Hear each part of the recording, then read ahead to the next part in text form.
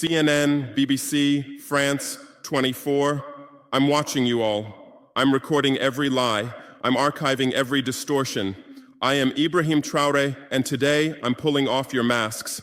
Yes, you heard correctly.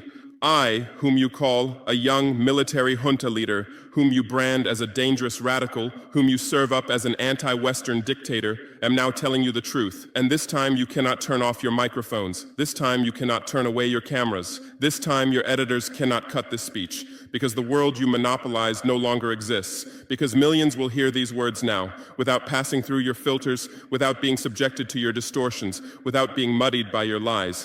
I am 34 years old. Every day of my life, I grew up with your lies. As a child, I would watch Africa on television. Always the same images: children with flies, dry lands, weapons, death. This is Africa, they told us. This is what Africa is. And we believed it. We were ashamed of ourselves. We were ashamed of our own lands, of our own people. But then I grew up. I read, I researched, I questioned, and I understood that the Africa you showed us wasn't real. The story you told us was a lie. The fate you imposed on us was a script you had written. For years, how have you portrayed Africa? How have you shown it? How have you sold it to your viewers? As if we were creatures who had no share of humanity, as if we were savages left outside of civilization, as if we were wretches waiting for you to save us. Every day, every hour, every minute, the same story plays on your screens. Hunger, war, disease, corruption, terror, chaos. These are the words that come to mind when Africa is mentioned.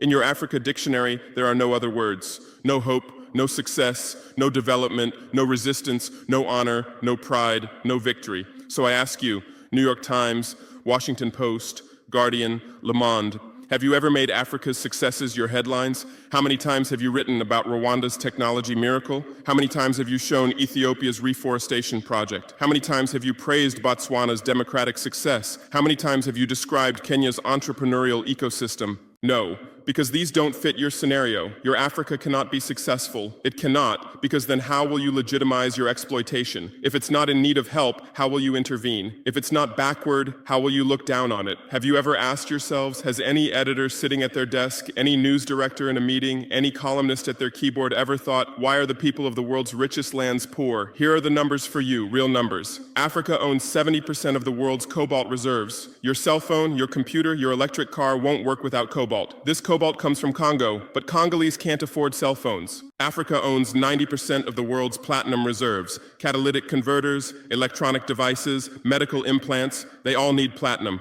This platinum comes from South Africa, but South Africans are crushed by unemployment. Africa provides 30% of the world's gold production. Mali, Burkina Faso, Ghana, Tanzania. Gold flows like rivers from our lands, but our people swim in poverty. Africa supplies 65% of the world's diamond production. Botswana, Angola, Congo, Sierra Leone, billions of dollars worth of diamonds are extracted, but our miners live on $1 a day. Africa owns 35% of the world's uranium reserves. Niger, Namibia, South Africa. Nuclear plants run on our uranium. Paris lights burn with our uranium, but our villages have no electricity.